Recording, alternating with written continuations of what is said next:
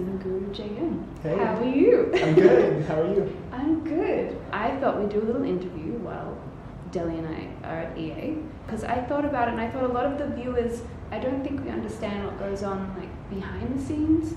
And Sure. you know, we get the game and we start playing it and it's really easy to like pick faults and stuff. And be like, I like this, I don't like this. But I don't think we fully appreciate like the bigger picture of what goes on with making The Sims. You're a producer. You sort of oversee everything, right? Kind of. I wouldn't say I oversee everything, but we definitely, as producers, we touch every part of the process. And it's a lot of times our job to push a feature through every discipline at some point. Yes. Yeah. So we're familiar with everything. You're familiar with it? Yeah. Yeah, that's cool. Lindsay, as lead producer, is the one that's kind of overseeing everything. He's the lead producer. Yeah.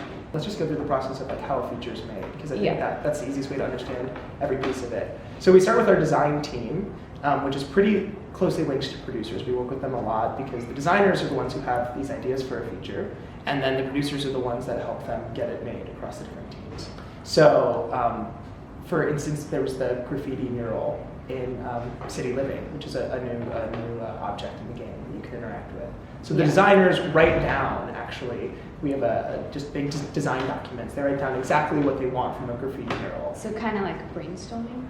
It starts with brainstorming, right? We say, Yeah. what features do we want in the pack? And once we decide, they sit down and they say, this is specifically what we want. So we brainstormed a bunch of stuff, but this is what we liked out of that. So And- even on a whiteboard or a piece of paper and in bubbles? Like Yes. That thing we did at school? Yes, exactly. Yeah, those things, yeah. And then taking that and condensing it down to what the final thing is going to be, we think.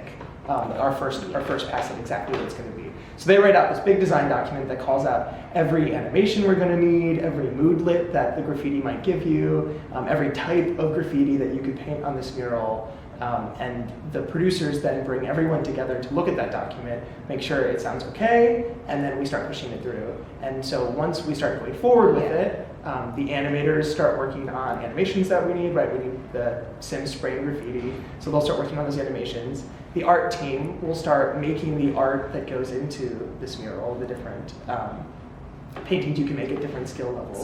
So far you've got designers, Producers, animators, animators. the art team. Yep, art team. Yeah. And then we also have engineers that have to go in and make sure that the tool actually functions. So we need to make sure that the Sims can interact with it, the list of interactions, and in addition to that, we have our QA testers, which once everything is put together, it goes to them, the testing team.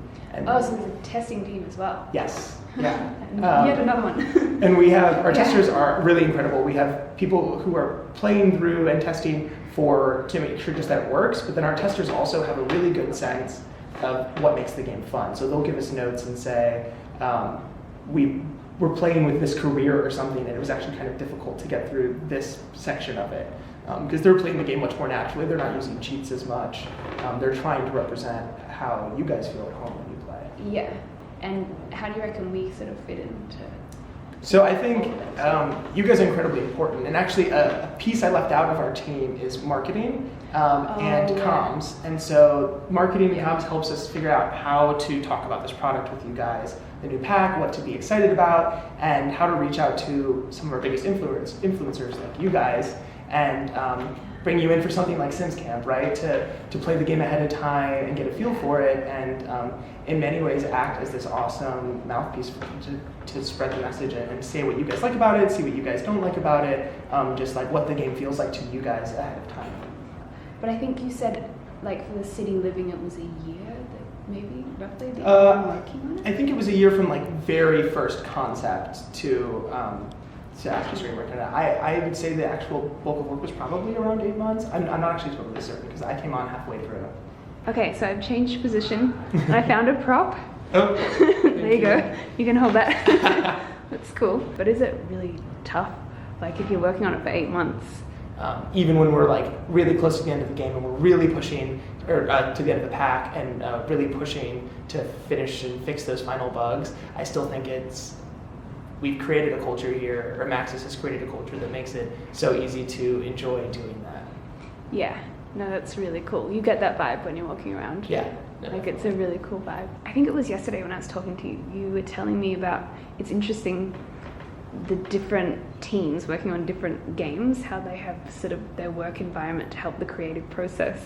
Yeah. It's really different. Yeah, there's like a distinctly different vibe from Maxis to Visceral, that you go up just one floor, because we're all, you know, here at EA headquarters, and their floor is a lot even darker and cooler and fits a lot more along the vibe of making something like Battlefield Hardline.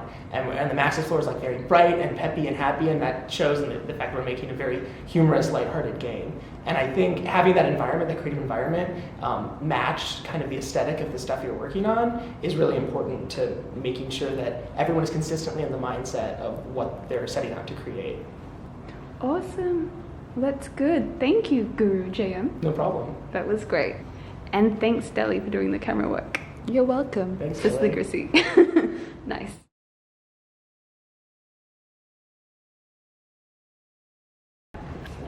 Yeah. That's fine. Okay.